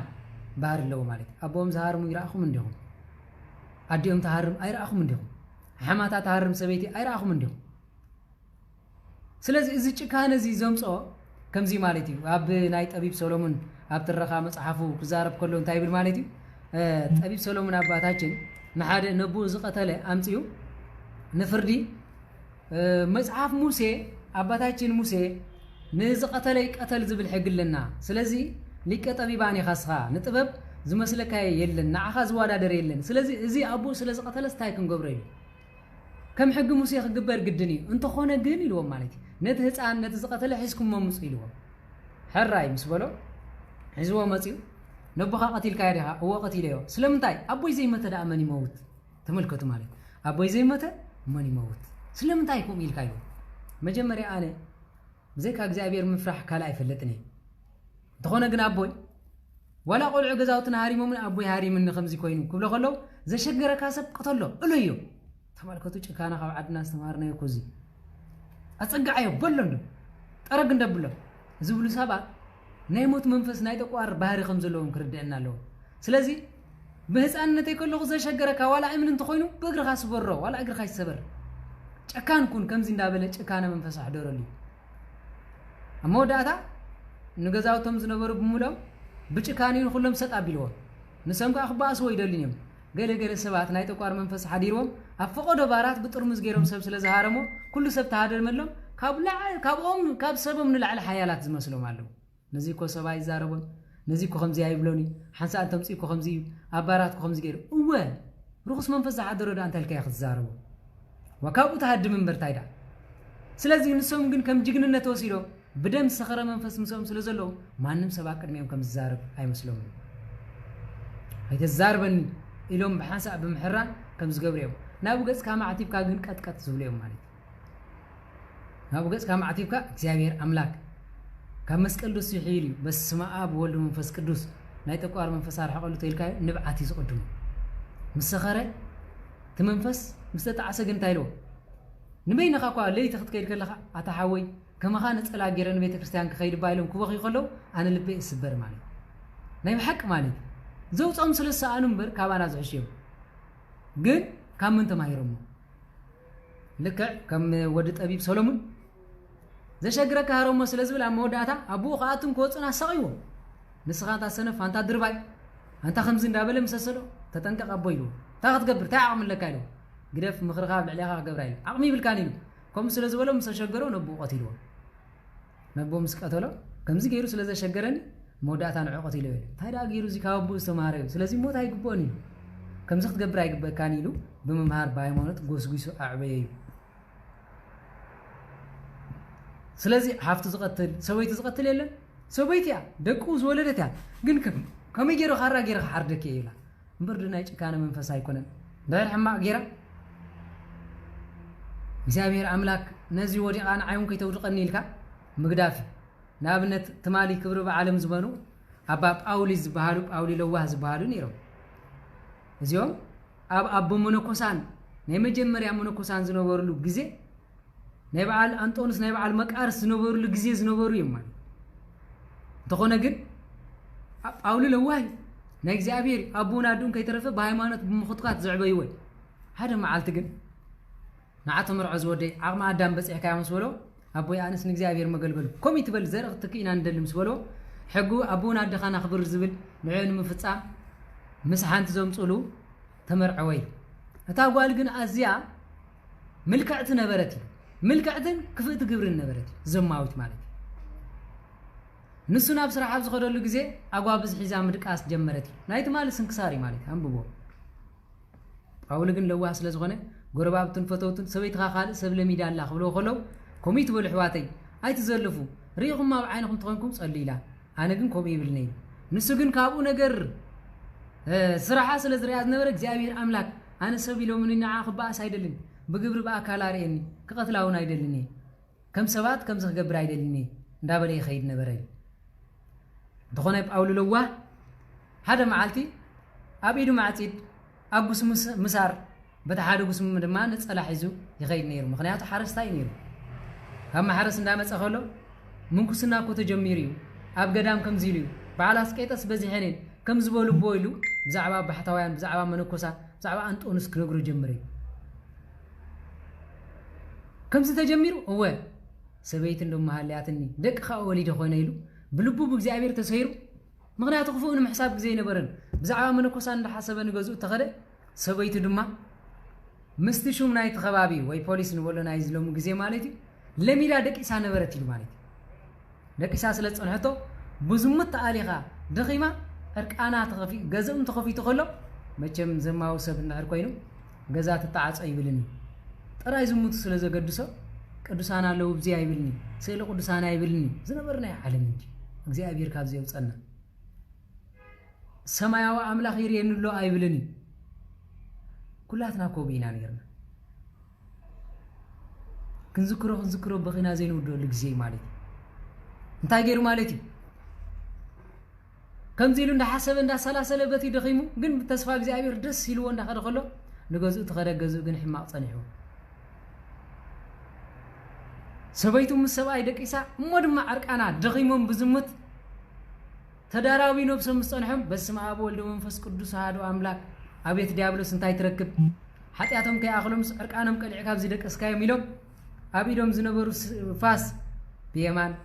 አቢዶም ዝነበረ ማዕጺድ በጸጋም ኮፋቢሎም አጉስሙ ዝነበረት ከደኑዎም ይል ማለት እግዚአብሔር ካብዚ ይውጽኩም በኃጢያት ደኺኩም ደቂስኩም ይውጽኩም ይሉ ኸዲንዎም ነፍሰይ ካብዚ ነውን እግዚአብሔር አምላክ እንበር ንሰባይ ተገልግሊ ካብዚ ከንታይ ይኽደል ይኽብ ምባል ንሶም ንድሕሪት ቁልሕ ከይበሉ ንዓም ግን ታይሎም ሓደራኹም ደቀይ ብሰነብ ምግባር ዓብይዎም ኣነ ግን ዘይምለሰሉ ኸይዳለሁ ኢሎም ተኺሎም ንገዳም ኣተው ኢሉ ኣብቲ ገዳም መስከዱ ተሓራሚ በኻይ ጸማው ጸላይ ነይሮም ማለት ጭዋዮም እግዚአብሔር አምላክ ስኻ ጳጳስ ስኻ መነኩስ ኢኻ ዝብል አምላክ ኣይኮነን ልበን ጸናሪዩ ንኹሉ لبن صحان بصانيم እግዚአብሔር ድማ خريويم ዝብል አቦም ጥራያት ገይራ ጳውሊ ለዋህ በረከቶም ይሕደረና አቡ መስከዱ ግን እንታይ ኢሉ ማለት ዳበኸዩ እንዳጸለዩ ኸለው ዲያብሎስ ናውጻ ተበሎ አይወጽን ተሕሰቦ በዓል አብና አንጦንስ በዓል አብና መቃርስ ዝነበሩ ግዜ ዝብለኩም ዘለኹ ማለት ብቋዓን መነኮሳን አቦ አእላፍ አቦ መነኮሳን ዝነበሩ ግዜ ናውጻ ተበሎ ይወጽን አይተውጸኒ ኻመቃርስ ምን ዳይውጸካ ናአይ በተህትና ገይሩ ልበይ ሰበረኒ ዘቃጸለኒ ብንብዓቱ ናአያ ምድሪ መንባር ዝኸለኒ ብዝሎ ንሱ ይዘውጸኒ መንሱ ጳውሊ ዝባሃል ለዋሂ ጳውሊ ወደይ ነዓም ዲያብሎስ አውጻይ አቦይ አነ ዳ እንታይ ከመይ ገይረ ካባኻን ላዕሊ ንስኻ ድንግልን መነኮስን ብጹን ኢኻ ከመይ ገይረ ኣሕዋተይ ሎሚ ኮ ካብ ሓጣት ወፂኡ ንጽድቅ እንተሪእና የሰብ መን ኮይኑ ይዚ ኢልና تعبيتنياتات نخون نبر بعد سمون سفاي ጫማ خلو وديوم بعد ابن ابراهيم نيرم بعد ابن ساويرس ويس كاله معلتي نسوم ግን ጾሞም ጸሎቶም ጉባውም ገይረም ናይ ኩሎም ጸሎት ተደሚሩ ግን ነት ጎበ ዘጋዓዘ ስሙን አብነ ጳውል ድማ መጽ ናው ጻይሎ ባቡ መነኮሳን ጻይሎ ካለሁ ምን ይዝይሎ አይተወጽን ይሎ ወ ጳውል ለዋህ ስለዝነበረ ገና ህዝብና መጽኸለው ሰብክ መጽኸለው ኃጢያቶም ግንባሮም ይሮም ስለዝነበረ እንዳበኸ አይኑ ቀርነብ አይኑ ሁሉ ጠፍአይልዎ ማለት ምን አለ ስለና ዝበኸ በኃጢያትና ዝበኸ ምን አለ ለየበለም እስከም ዝገራት ድንሳላ ረየበል ከም ዝገራት ተሳቃላ ኢልና ፌስቡክ ንሕና ኸስናና እንዳገየጽና ናቶም ዕብዳን ናትና ድማ በስምና ዲያብሎስ ያተውና ቡዳናቶም ናዓና ይበልዕና ሐቆም ዲኹም ናውጻ ተበሎ ይወጽን አይተውጸኒ ይሎ ወ ጳውሊ ለዋህ ስለዝነበረ ገና ህዝብና መጽኸለው ሰብክ መጽኸለው ኃጢያቶም ግንባሮም ይሮም ስለዝነበረ እንዳበኸ አይኑ ቀርነብ አይኑ ሁሉ ጠፍአይልዎ ማለት ምን አለ ስለና ዝበኸ በኃጢያትና ዝበኸ ምን አለ ለየበለም እስከም ዝገራት ድንሳላ ረየበል ከም ዝገራት ተሳቃላ ኢልና ፌስቡክ ንሕና ኸስናና እንዳገየጽና ናቶም ዕብዳን ናትና ድማ በስምና ዲያብሎስ ያተውና ቡዳናቶም ናዓና ይበልዕና أبوتات كانت كبناتنا ودكتاي سحقكم من مالدي دياقونات حواتك رأيوا زخالهم يمكم زبلا لكم بخمدي ناي بعال سزنينو صرف ناي بعال سزنينو ناي بعال مايناس ناي عوال زربا دس هيبلكم ناتهم كتمسلوا توعلنا لكم قدف با ديابلس لساننا مصاوتي عينتنا دما مرأي حاتيات هيغبر باولي لوهاغنكم ينبرن أبونا باولي لوهاغن حاتيات سبات مسرائي يبكمو بنبعات دما قرنب عين زنبره شفاشف تقولوا تلاحيصو طفايل مال قصو صامنتايلو ايتوردن يلو ايتوصن يلو ايوصن يلو ديابلس بابو منكوسان ايتوصن ايوصن احواتين عذرسن امني اسكمني هياو እግዚአብሔር ይለለኹ ነዚ እምኒ ካብ ርእሰ አይውርደን ንስኻ ካብዚ እንተዘ ወፂኻ ብምባል ነቲ እምኒ ሓዞ ጳውሊ ለዋ ቀዲምካ ብልውህናኻ ሕጂ ድማ ብትሕትናኻ ንዓይ ስዒርካ ነኻ እንኳን ንስኻ ስምካ ተጸውዖ ይመጽን የሉ ዲያብሎስ ምሒሉ ዝኸደ ነጳውሊ ለዋ ምስራይ አምሳል ተመን ኮይኑ ገበል ተመሲሉ ወፂ ድማ ዳአወይ ኸምጢስ ተበቲኑ ኸደይሉ ንዓይ ንዓኹም ዝኣስሩ ሓይሊ ኣጋንንቲ ከምኡ ጌር ይበጥሰልና ስለዚህ ከም ስለዝኾነ ኣሕዋተይ ንጠቋር መንፈስ ኣብኢድና ኣብ እግርና ኣብ ዝኸናይ ናብ ደም ምፍሳስ ኣብ ዝኸናይ ምቅታል ኣብ ዝኸና መልሓስና ብፍላይ ማለት كحردك كم فرك خنطرك كحيقك دمك خفصوسه دمك لبخ غبر يزبلوك آلات بتقوار منافس تتحزيو مالي سلازي نزي نغير زي كنوصي يغبا كابز عزقت زي كنوصي يغما مالي كبرات حواتي مستوعال لبونا يعدلنا ابوتاتنا خمسه عينت هيوت يحلفون بيت كريستياننا خمانكو نتحدثو ينادا ويخفاتهم بزح سلازغونه نو صمبل كم تزغبا عين خبرو من زلنا نسنكسار كو خنبب كله زعرفه يلوم يمزحالفو بسلام تامبر ملو قدلم تزنجر نحنا متسبر اندل بونانا سلازي حدرا سنكسار ينبب تتخيلوا دماتهم دياقونات حوات تم كهنات ابوتات انت هلو كاكل عموعل نحنا ونقدل قدسان كنسمع سنكسار مشت زي تنبلنا من قال له حدا عدلني ابو سنكسار مشت انبيبو ندقو بركت رديت زحدر منافقانكو غسقلنا انا ودقنتنا نريوم انا متقم زغبرنا لوات مؤمنان زسحتلو زلو كومزي مالي تقرقرت تمثيلو ጳጳሳት ተመሲለው ታምረ ማርያም ዘንብቡ ግን አኔ አብዚ ታምረ ማርያም ይንብበልም ነተምሕዋት ታምረ ማርያም ዘንብብ ዚ ካንዲ ታምር ምን ታይከነት አልይዎ ወግዘት ይብሉ ገሌ ይብሉ ታምር ናይ መይታችን አነስ ገበረት ለይና አሁን ነጊረኩም ሐጢያት አለው ከሙ ጌርኩም ምለስናን ቤተ ክርስቲያንና ንዑበጃው ተባራበሩ ተሱ ደቂስኩም ይኹም ስለዚህ ነዚ በረከትን ረድኤትን እንታሃልዩ ቤተ ክርስቲያንና በጽድቅ ያተነብር ማለት ቤተ ክርስቲያን ሙኻና ተመስክሮሉ ዚ ስለዚህ ናብቲ ባህርና ይተቋርክን ከይ ካልአይ ካብ ተኻልኦት መናፍስት ፍሉይ ዝገብሮ ከምዚ ስለዝኾነ ንንሽቶ ከም ዓቢ ገይሩ ንዓቢ ከም ንሽቶ ብምግባር ዝፀያየቁ መንፈስ ተሃልዩ ነዚ ማለት ነዚ ሁሉ ማእሰርቲ ክንወፂና ንጋደል ዘለና ማለት ናብነት በልሕ ተመሲሉ ሓደ መንፈሳዊ ተመሲሉ አቅድም ቦታት በብዙሕ ክዛረብ ኸሊ ንዑ ብውልቅ ልኹብ አብልካ ተዛሪብካ ግን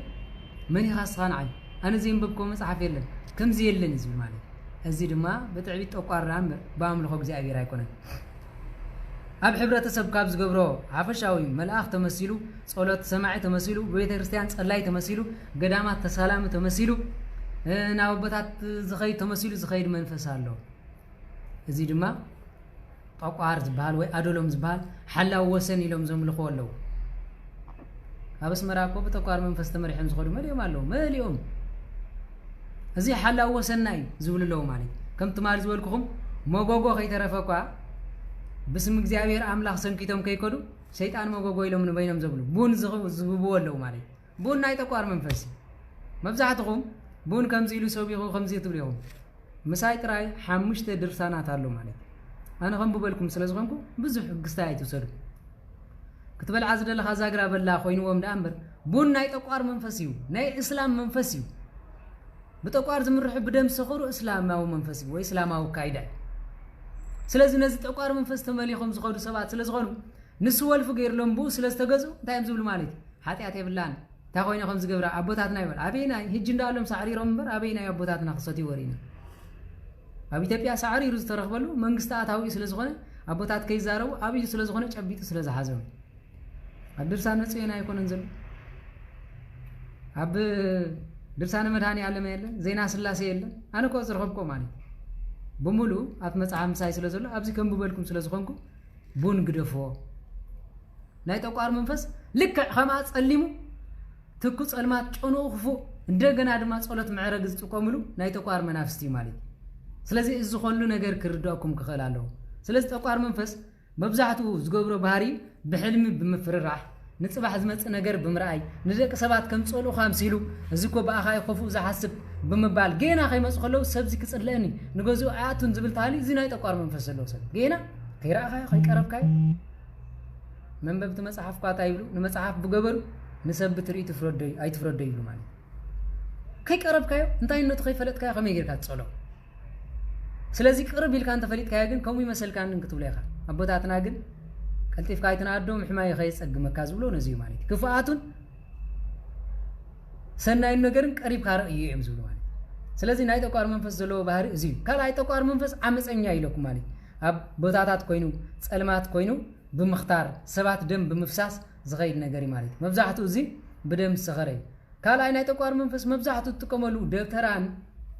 ናይ ደብተራ መንፈስ ክባል ከሎ መቼም ደብተራ ስሙ ስለዘርስሕዎ ክፋት መናፍስት ዝሓደሮ እምበር ደብተራ አገልጋል እግዚአብሔር ማለት ግን በደብተራ ዝብል ስም ተጠቂሞም ዝኸዱ ክፋት መሰሪያን በሎም ማለት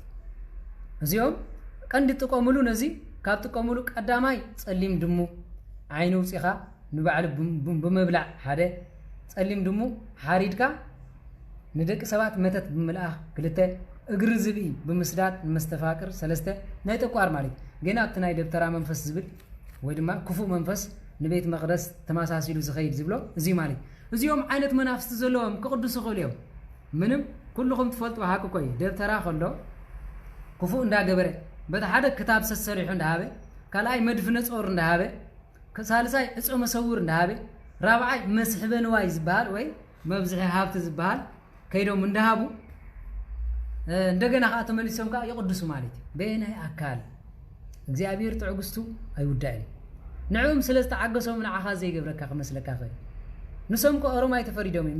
ዝቅበሎም ኮ ንስሓተ ዘያትዮም ሲዮዲ ማለት ብፍላይ ኣነ ዝፈልጦ ሓደ ሰብ ብኸሙ ብዙሕ ሰብ ዕድል ነይሩ ዕድሚ እንዳነውሕ ምስከደ ሱር ማዓኮር ተፈቲሑ መቆጻጸር ሳኣነሉ ግዜ ነይሩ ማለት ስለዚህ እነዚህ ነገራት እዚ ብምሃብ በዝታትካ ከምዚ ቅበር ብምባል ካላይ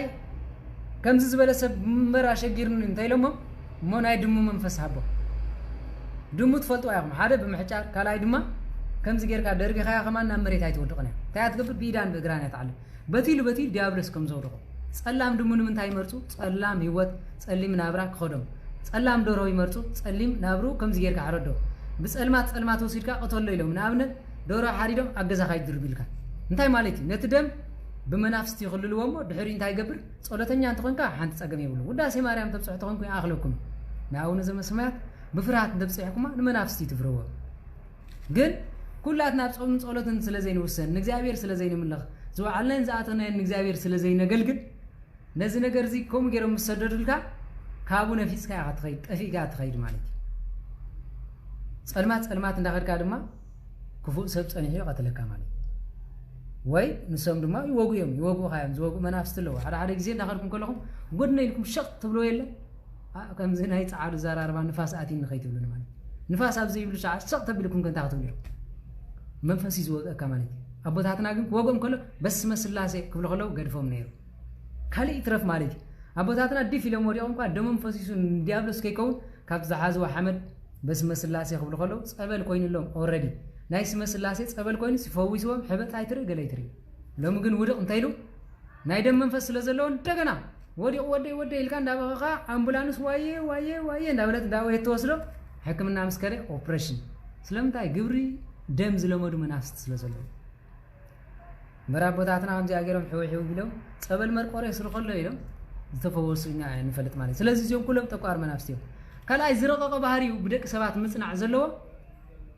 ናብን ኣብ ሰብ ሓዳር ኣብ ቤት ክህነት ከም ዝረኣናይ ኣብ ሕብረተሰብ ርኢና የለና ማለት ቤተሰብ ብምጽባጥ ኣቦና ደን ብዘይ ምኽባር ንሰበይቱ ከም ባርያ ብምርኣይ ንደቁ ድማ ብመሪር ጽፍዒት ሓደ ግዜ ድማ ምርር ክብሎ ከሎ ንሰበይቱ ንምሕራቕ ኢሉ ጉንዱ ዝነብጽፍዖም ግዜ ኣሎ ማለት ጭካኔው እዚህ አይባል نحو بጭካኔ بمهرام ደሞ بمفساس حوام زقتلو يلو እንዲ ማለውኮ በእናይ መንፈስ ተታዓጀምዳ መንፈስ እግዚአብሔር ይዘለው ጠቋር ዝባል መንፈስ ስለዚህ ጠቋር መንፈስ መብዛሕቱ የማናይ ጎድንም በሐዝ ሓደ ጊዜ የማናይ ጎድንኻ በመልማስ ሓደ ጊዜ ድማ የማናይ ጎድንኻ በሙሉ ስለዝሕዞ እንታይ ይገብር ማለት ና ቁማር ና ካል ነገራት በመውሳድ አቡና ቁማር ከምዚያ ክገብር አይዘውል መውዳታ ባህሪው ባገሩ ድማ ሰብነ መቅታሊ ማለት ስለዚህ ባህሪው ክርደና خلاله ስለዚህ ጠቋር መንፈስ ከምዚ ዝመሰለ ባህር ንሕራሊዎ ንሕና ካብዚ ነገር እዚ ዓዘቅት ክንወጽ እንተኮይና ሓደ መብዛሕቱ ግዜ ብማይ ደግም ጌርካ ኢድካ ምሕጻብ ካልኣይ ንሕራ ከም ስምዓካ ኮይኑ ብድርሳነ ሚካኤል ብመስቀል ብመቁፀርያ ጌርካ ምድባስ ካልኣይ ድማ አቦታት ኣብ ዝረኸብኩሉ አቦና እስኪ በዝታተይ ቁርብ ስለዝሓዝን ብመስቀልኩም ዳቡስኒ መባል እዚ ብሙሉ ንዑን ምፍዋስ ቀሊል ማለት ግን ጠቋር በቀሊል ዝወጻ አይኮነ ናብነት ድግምት በጠቋር ንህራአትዩ በስመ አብ ወልድ መንፈስ ቅዱስ ጸሎት በእንተ ስራይ ተመልከቱ ጸሎት በእንተ ፈሲ ጸሎት በእንተ መስተፋቀር ይብል በስመ አብ ወልድ መንፈስ ቅዱስ ይዝብል ስለምንታይ በስመ አብ ይልኹም ተጠቂሙ እንተይሉ ብዙሃት ሐሰውቲ በስመይ ሽቅጡ ኹመጽዮም ዝብል ቃል አብዚውን ፍለጥዎ ማለት ጥራይ ንመናፍቃን ኢየሱስ ኢሎም በኢየሱስ ንሰምስኳ ኢየሱስ በሉ ወይታና ኢየሱስ ክርስቶስ ውን አይበሉን ማለት زيوم فصم طفو ስለዝኾነ ብዛዕባ زيوم ብዙ زي مزدراب ማለት ምክንያቱ ሙት መንፈስ ዘለው ከም በዓል ጠቋር ግን ናይ ደብተራ ኮይኑ ናይ ስራይ ኮይኑ ይኸመጥሞ ጨካኒ ድማ ናይ ደብተራ መንፈስ ዘለው ሰብ በጣም ጨካኒ አቤት ክርነት ከይተረፈ በቅራኔ በመሐዝ በኾረሸ በመብላዕ አገዳማት ሱባኤ በመሐዝ ክትሪው ይኹም ጉዱ ማለት ከመይ ከም ዝኾነ ስለዝገብር ናይ ምውራስ ባህርዎ ማለት ከውርሰካ ዝብሎ ነገር ከመይ ዓይነት ሱባኤ ከም ዝሕዝ ክንሪኢና ማለት ነዚ ናይ ጠቋር መንፈስ ግን ኣብዚ ንሪኦ ዘለና ጨካነ ስለዘለዎ ከምዚ አንበሪሉ ከይድካ እንደወጣ አብሎ በኸመይ እንካ ልቡ ድፈኖ ልብ መድፈና አለ ማለት እጾ መሰውር ዝባል ማንም ሰብ ንሰብ ይወብኻ ሰብ ከይራያካ ጅባኻ መዝሕቆም ዝኸድለው ማለት ሓደ ጠቋር መንፈስ ምዃኖም ክትፈልጡ ኣብ ሱዳን ዝነበርኩም ሰባት ታሃለሁ ገንዘብካ ስጋብ ሰርቁኻ ይፈልጡኻኒ ንነፍስኻ ይጸልምቶ ሓደ ሰለስተ ገይም ዝባል ጻወት ኣብዚ መተት ኣለዎ ማለት ናይ ጠቋር መንፈስ የጸልምቱኻ ከምዝ ገይሮም ኣቤላ ተጸላም ጻዕዳ ኢሎም ነታ ጸለም ልብኻ ዘይሮም ከም ዝወስድዎም ይባል ስለዚ እዚ ማለት ሓደ ግዜ ድማ በላሕቲ ካብ ኣፉ ናይ ተሰብ ሰሚዖም መንፈሳውያን በመምሳል ንኣብነት መንፈሳዊ ተመሲሉ ንቤተ ክርስቲያን ኣትዩ ብምጥፋእ ከመይ እንተልኩም ከምዚ ሂጂ ዘሎ ተሓደ ምስ መንግስቲ ተሓደ ምስ ተቋም ብምዃን ካብ እግዚአብሔር ርሒቑ እንታይ ይገብር ማለት ነተማ ቤተ ክርስቲያን ዘለው ሰባት ከመይ ጌርካ ጽንዕካ ከመይ ጌርካ ምህራም ንኣብነት ኣብዚ ብጣዕሚ ዘደንገጸን ነገር ታሊ ካህን አይረምን ብመሰረቱ ካህን ኢድካ ክትዕልበሉ አይፍቀድን ትዝልዓለ መቅዘፍቲ ካህን ምህራም ኣብዚ መወዳእታ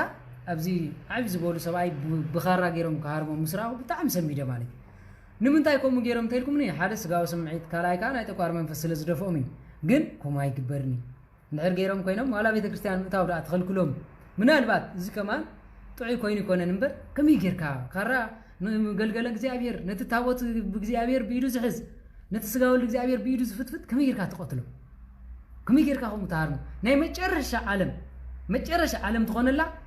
قتلة زكرياس تبالي يعني قتلة زكرياس كان أبيت مقدس كرمن قتل مسرعهم علمنا يمود عتام مخالف لوت يزول مالك حضرهم كان يترم ترح ما أزقبر كوينو تقاوموا نحريهم كوينكم مساخر توينكم تزي كوينو كان أيرمني نابنت أبجد لي أبنتك الهيمانوت أبتا أمرهم مالو مالتي ولا أبجد نوم حدا منوك سينيرهم صبوا قبر نيرهم أمودات حما قبر مسرعهم نسخم صعب يخلوهم كم تقبريلهم سقيلهم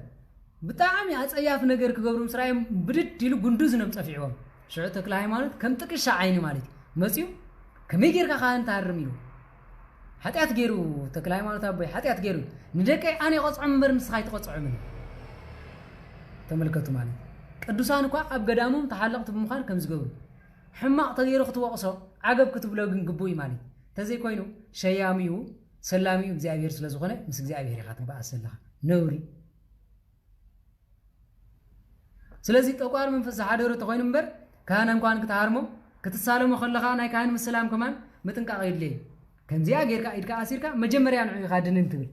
ሽዑ ግደፍ ዝወደይ ንመስቀል ተሳለም ኢሉ ከም ዝገብረልካ ምበር كان أجري السلم سلم أنت أتيلكمني تابوت إجزابير بيدي زعز ولد سباقا ولد إجزابير بيدي زعز أبو أجري تسالم ها سلم أنت أبو يدي زولو سلزع عبي نسخاز حاس كايو تابوت إجزابير نسخاز حزر كايو نا إجزابير أقل قلت سلزخونه نعون سجدت يبوي مغنيات محدر إجزابير كويني أب ولد منفس قدوس نسبة ولد إجزابير عملاك بعدنوتن بسلسنوتن فيتو زبلع نزل سلزخونه تايز قبر مالتي دنن يلكادن تبلمو شعز ودك قدف يلوم مسكله ماوتيوم يفتي مسولكا إجزابير يفتح ما أسراتيات قال يوم تا مسكله حديكم تسالموا تدلي لهم قال يوم إيدكم سحبكم تسالموا لهم بفلاي قدس قربان مسقربكا إيدك هنا يتحزم إيدهم سحبكم كم تقبل لهم كم زي أجيركا إيدك يفتي يزبال مالتي إجزابير يفتحك ما أسراتيات سلازي كم زي نعنقبر سلازي كان أهرمني حدرا مقام نسو سباح وانجيل أهرمني كالتون زرهم خوينهم كيكونون جن نعمة صدر الله تعالى نتابوت إجزابير زلوا جن أهرمني بيت كريستيان زكاة سلسة إجزابير تقولوا لنا ما تجرش شيء مالي أب قداسي يقوم انتيلو ناي ما تجرش ثاني ما تجرش حتياتي هو منفس إجزابير أملاك أهاد أب قدس أهاد ولد قدس أهاد منفس قدس نداته بالله يقوم أنا حرق زي فيسبوك مسراقوا بونت زبكي ناي ما تجرش مالك انت إجزابير أملاك تعقس تخاخن دي بزح ندك خاخن دي تفتوم ميتاچن ملجاخ أمانة ومخان بزي أري يازول كلها شعا معلتي بونت رديت نا إجزابير كوينم تزيقومم منم دا يكبرون بر كندي لو هات مؤمنان زلو بحاتياتهم زفردو دالو خلو أكند صولتن مهللان وي كنزي أجركم كمي تقدسوا إلكم دهر قداسي كن مزرع يقوم مسوطح أنت أملاخ أقرر لنا معتنا زول كل جزيء مال أنا بنفسي مالي تقول كي ناي ما تجرش تعلم مالي سلازي تعقستون ناي ميتاچن ملجان شاعر رجال أنا نسبة زلوا حالات ناسرات هاجر خيطفو زابير تعقسهم اسمه زي أمرو زي جبرو أمرو زي جبرو زبلنا زجبرو أي فلتوني ما يقرب لهم استوى على الساعات زي مالي سلازي كم زي بمقبار بتشكانه أبيت كريستيان كي ترفه تقارن من فصله خانالو كنا يزرف كم زي أي قربني قداسي خوم كل جزء مصدق أسي أستوعب له مالي ولا مرجيت أخوينو تقارن من فصل غير حالي هو استطعنا بمنافس تخوينو كقداس كله مولو ما عاد تدق شيء زودا مخناتو سنايات قالات تسمع سلا زربش كدقو سي زبل صومالي ما سي تستيلكم من خبر غرم كله انا خزرف كله ابيت ليك بال ابدك سمات كم زي بلمبر اماناو اغلغال بيت እግዚአብሔር رخص منفس زي حاضرو كان دياقون غلغال اندحر كوينو حنسا مقومي مسحازه خوف كمان ايبل بمسرته قداسي خوف كنبل اينخلم بزي كاطعنا صقم تزي كوينو مقومي حيزو ميتاچن تدغيفو كمزي ايلو እግዚኦ ተሳሃለን እንዳበለ መስመመናሉ ተሰጥኦና ተቀበለ መናን ካምሱ ተጸግያም ለድህሪ እንዳበሉ ተዘይ ኮይኑ መንፈስ እግዚአብሔር አምላክ ዘሐደር እንኳን እዚ ገና ها ክብል ከምባቁ ዝውዕል ማለት ጸላ ሰና ያዘለው በዚህ ላይ አንፈርጥ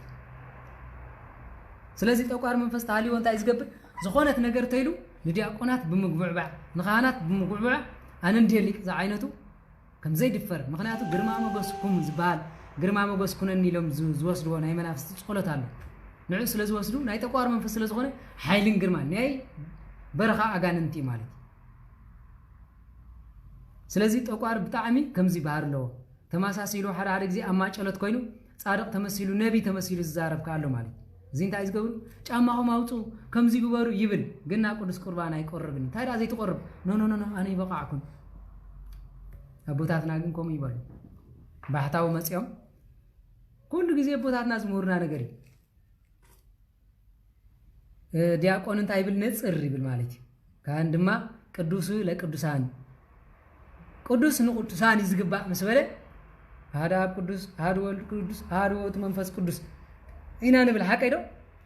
أب قدوس يولد قدوس منفس قدوس مبر قدوس يلن انتي راه نقبرك بنا بكم مهرتك اكو بكم ابساني لا إنا نملس مالك نزي سمع منوكسي اقدام كوينم قرب يلوم قدوس ملاخ مسمص قرب خلو قدوس لقدوسان قبل مسمعوا كان انتي نصر مالك زقبلن زي قبلن فلت يلو بقعات زلوم كهنات አለው ኃጢአት ዝገበረ ሰብ ገጹ ከሲሉ ክፉ ገይሩ ስለዝመጽ ዝወደይ ስኻ ጽናሕ ዝብሉ ነይሮም ናይም እግዚአብሔር ቆሞም ዝበሉ ቦታት ተዳሊልና ከም ዘለውን በዚ ተስፋ ንገብር ይግባእ ማለት እዩ ትንሣኤ ሃገርና ኸም ይኮነን በረኸት ሃገርና ኸም ይኮነን ማለት ካልኣይ ድማ ንደቁ ዝቋጻጸር እንድሕር ኮይኑ መዓልታዊ ግብሮም ስለ ዝፈልጥ ካህን ሳልሳይ ድማ ብመንፈሳዊ አካይዱ ብብቕዓትን ትምህርቱን ክፈሊ ናቱ ስልጣን ናቱ ጸጋይ ማለት ስለዚህ ዲያቆን እንታይ ዝብል ነጽር ዝቕበልን ዘይቅበልን ነጽር ፍለ ማለት ሽዑ ካህን እንታይ ይገብር ቅዱስ ንቅዱሳን ይዝግባእ ኣነ ሓንቲ ነገር ኢለ ኣለኹ ካብ ሓጢኣት ናይ ሰብ ዝነጽየ ኣለኹ እዚ ቅዱስ ነገር ንቅዱሳን ይዝግባእ መን ቅዱስ ንስሓ ኣትዩ እግዚአብሔር ሓጢኣቱ ዝገደፈሉ ሽዑ እንታይ ዝብሉ ምእመናን ብዘይካ ኣብን ወልድን መንፈስ ቅዱስን የለን ብቅድስና ሙሉ ስለዚህ እግዚአብሔር አምላክ በከመ ምህረትከ አኮ በከመ አበሳና ስለዚህ ከም ምሕረትካ እምበር ከም አበሳና አይኹን ብምባል ብንስሓት ሓፂብ ጸንሐ ይወስድ ማለት እንታይ ደኣ እቲ ካብ በረኻ ዝመፀ መነኩሴ ግን ነፅር ምስ በለ ቅዱስ ንቅዱሳን ተኮይኑ ደኣ እንታይ ቅድስና ወፂ ይኸይዱ ኣብ መወዳእታ መልአኽ መፂኡ በከመ ምህረትከ ኢልካ ተቐበል ኢሉ ክነግሮ ከሎ ንርኢ ስለዚ ጠቋር ዝሓደሮም መናፍስቲ ዝሓደሮም ዲያቆናት ይኹኑ ሰበኽቲ ወንጌል ይኹኑ ግን ስብከት ጥራይ እምበር ኣይቅበሉን እዮም ኣይቆርቡን እዮም ማለት ምናልባት ድፍረት ገይሮም ተተቀቢሎም ካ ዘረባ እዮም ዘብዝሑ ምስ ተቀበሉ ዘረባ ህውተታ ተቀቢልካ ዘረባ አይደልን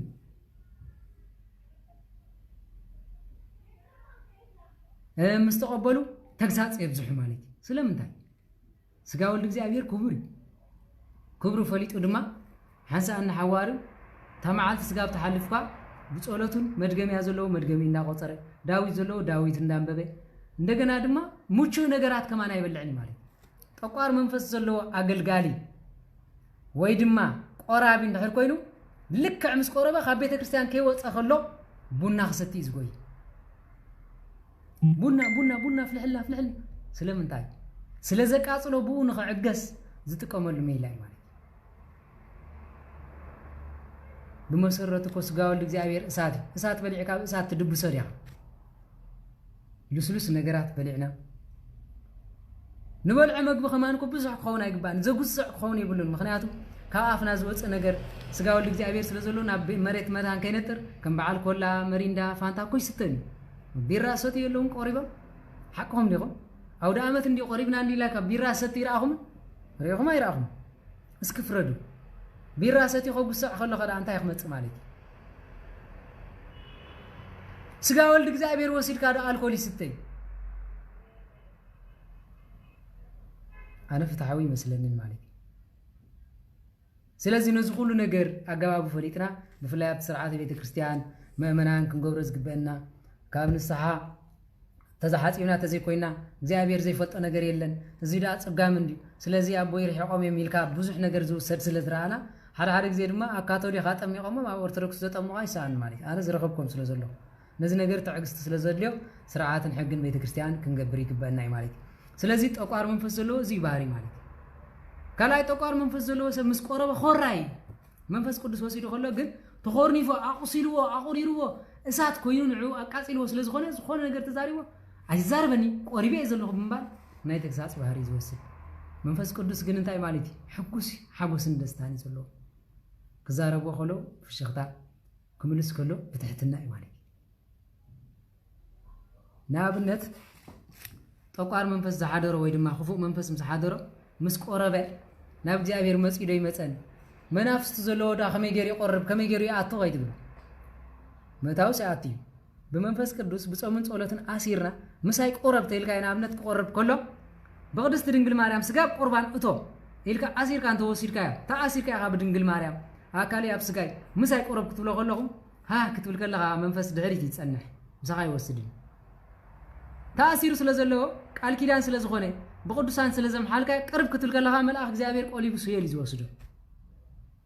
ስለዚህ ክንቆርብ ከለና ርኹሳት መናፍስት ንዓይት ቃውሙኒ ምሳይ አቲኹም በመንፈስ እግዚአብሔር አምላክ በቅዳሴ ተቃጾል ይልካ አንተ ወሲድካዮም ግን ተቃጺሎም ወረደ መንፈስ ቅዱስ ክባሃል ከሎ ልክዕ ማለቲ ንሶም ድማ መላእክት መጽዮም በሰይፎም ቆራሪጾም ይምዘውስዱም ማለት ተዘይ ኮይኑ ጾሙን ጸሎትን ምህልላን አገዛናውን ስለዘይ ንገብር ስጋብ ንቆርብ ጸገም የለን ምስ ቆረብና አገዛና ቀውሲ ድቃስ የለን ነፍስኻ ይሕክኸካ ከድሜ ካመታን ማለት بفلاي تقارن بودان الحر كوينهم مسقرب كاي حقوقها سلمتاي دم متان كوصخا بنفسها مسبي يغاچخا سلمتاي كتبا اسمو دم كافسس سلازي زقرب سب تعغست زدليو زربا زدليو نزي مالي اي تزارب زبال كافكا حماق يوص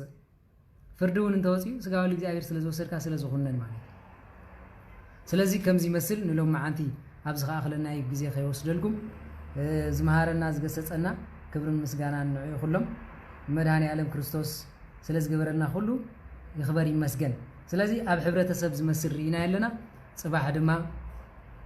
أب أكلنا أتي زومس أو حمامات أب أكلنا مسحادرو أولنا مستسجاجرو نابدك ناس حلفوه هيوت زبل كن رياهم في التنين آخر مجزء به الرديات نايت صباح سبات تيرنا مالتي سلازي نلوم مع أنت جن أبزغ آخرنا أي زمهارنا زجسسنا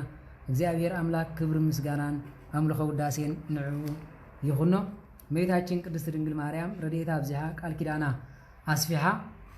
ዝናዓና ረድያ ዘቆመትና ክብር ምስጋናን ንዑ ይሁንና ሕርያን ቅዱሳን እግዚአብሔር አምላክ በብዝግቦም እግዚአብሔር ብዘኽበሮም መተን ክብር ምስጋናን ንዑ ይሁን ዝጎደለ ዝነጠበ በአፈት ጓሃን መላእክት ያርመለይ ሰብ ኮይኑ ካብ አፉ ህጸጽ ዘይወጽ የለን እና አነ ድማ ዘውጻኹ ህጸጽ በቅዱሳን መላእክት ታሪሙ أبزنكم كبتصح كله تقانيو بقدسان ملائكة إنه كم تنسم زحاسبوا حسيبنا بمهللان بصولة تمريسنا بنسحات حاتينا بقدس قربان تهاتينا منقستون ورسولو كخون أبصولتكم ذكروني وسبحات لإግዚአብሔር ወለወላዲቱ ድንግል ወለመስቀሉ ክቡር ይታኮት ወይሰባህ ስሙ ለእግዚአብሔር አምላክን አሜን አቤቱ ናይ ሰራዊት ጌታ እግዚአብሔር አምላክ ነዛ ሰዓት ዚያ ቆምካ ቃላትካ ንሰምዕ بغلات كاتم عيدنا دما إنه يوتنا خملس فقد كالنا صغير خامو استرف جزينا ساعتنا بقدسنا خنا حلفو أبتفاعت من قدي بتوقار منافس تأثرنا كاب عزق تحاتيات كتوصلنا أنا تكاسلنا يفقاري خوين أبيتو مداني عالم كريستوس أب سدت أب كرتت تأثيرهم بعزقتي حاتيات تتحيزهم إنه دما باقان انت أشكلات تأثيرهم زنو رحواتنا كاب زلو مأسرتي خواتو كرسان ملايخ تغتلو خلو ناتكاسلنا يفقاري كتقبر لهم نمحسنا كالنا عبزي سمعوا زرعي كلهم سجى منفس قدس كحريرهم بمنفس قدس تقاريم نبيت كريستيانهم نبيتهم نجوجنهم نهاجرهم من كخانو إنه أنا دخون باريخا لمن كان محسنا كان الله عبزي قيمنا نزق عزي سمعنا دماغ زعبير عملاك سمع وقال يسمعنا نبيتاتين أخلل رديتنا دمكحتنا مسجعتنا صغيرهم استزر بقال كله عبزنا البنوم حريرو حيل أجاننتي بقال كدانكي إنه تأثيرهم سمك تصوعه قال كيدان كزغبره زبل كله قال كيدان اتيلكم اوزيك الزي امانه وخينو حيل اغاننتي بمودشا تقطقيتهم بسمك تاثيرهم سيول كخدلنا نات كريديت بركت كبزحلنا نحصنا كلنا صادق حواريا አባታችን አብነ ተክለ ሃይማኖት ገባር ተአምር አካልናን ስጋናን ነፍስናን ሀገርናን ዘአሰሩ ቁሳት መናፍስቲ በመስቀልካ ደምስስ ናና ድማ በረከትካን ረድኤትካን አድረልና نهزبنا فقرن سلامن نتوم أبل علب سلطان زلو مستوعال لبونا نبوتاتنا كهانات برتعن راديتن نبقى باساتنا دما بتسنان قدسنان إنه منفسا وحايلن كتعدلوم نمحسنا كالنا نعانا دما نزم سمع بركة كان راديت كان أبزحلنا كاب سدت كاب كرتت كاب شقجو كاب مترخ كاب آلو بالتا كاب كل نجر نعفنا طباق ملأخ كبرلو نهزننا دما نسمع منفسا وقال نلسانا نزارو نزارو عندما منفساو قال كوننا نمحصنا كالنا نمعالتي بسلام حالف يامو نزا امثال موت زغنت كلمات بسلام كن حلفا